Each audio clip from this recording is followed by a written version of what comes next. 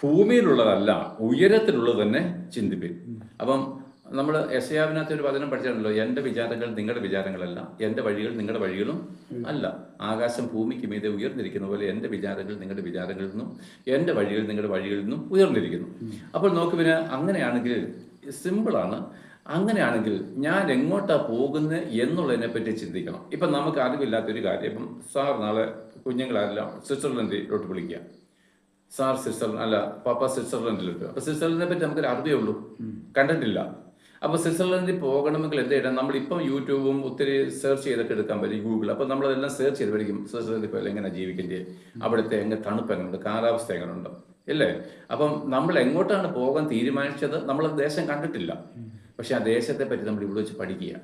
ഞാൻ പോകുന്ന ദേശത്തെ പറ്റി പഠിക്കുക.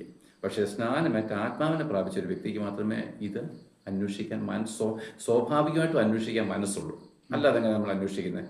അല്ലാതെ നമ്മൾ ഭൂമിയിലുള്ള കാര്യങ്ങളല്ലേ ചിന്തിക്കത്തുള്ളൂ. അപ്പോൾ ഈ പെൺകുട്ടി വിവാഹ നിശ്ചയം വരെ അവിടെ നിന്നാണ് വീട്ടിലെ കാര്യങ്ങളല്ലേ അന്വേഷിച്ചത്. വിവാഹ നിശ്ചയം കഴിക്കപ്പെട്ടൊരു പെൺകുട്ടിയാണ് തൻ്റെ പുരുഷന്റെ ഭവനത്തെ പറ്റി അന്വേഷിക്കുന്നത്. അവിടെ സ്നാനമേറ്റ ഒരു വ്യക്തിക്ക് മാത്രമേ, മാനസാന്തരപ്പെട്ടിട്ട് സ്നാനമേറ്റ പരിശുദ്ധാത്മാവിനെ പ്രാപിച്ച ഒരു വ്യക്തിക്ക് മാത്രമേ ഞാൻ എങ്ങോട്ട് പോകുന്നുള്ള ഉറപ്പ് കിട്ടത്തുള്ളൂ. ആ ഉറപ്പുള്ള ദേശത്തെ പറ്റി അവർക്ക് അന്വേഷിക്കാനും കഴിയത്തുള്ളൂ. എന്നിട്ട് പറയുന്നത്, നമ്മുടെ ജീവനായ ക്രിസ്തു വെളിപ്പെടുമ്പോൾ നിങ്ങളും അവനോട് കൂടെ തേജസ്സിൽ വെളിപ്പെടും. ഇവിടെ ഉറപ്പ് കൊടുക്കുകയാണ്, യേശു ക്രിസ്തു തേജസ്സിൽ വെളിപ്പെട്ട് വരുമ്പോൾ, നമ്മുടെ ജീവനായ ക്രിസ്തു വെളിപ്പെട്ട് വരുമ്പോൾ നിങ്ങളും തേജസ്സിലേക്ക് എടുക്കപ്പെടും.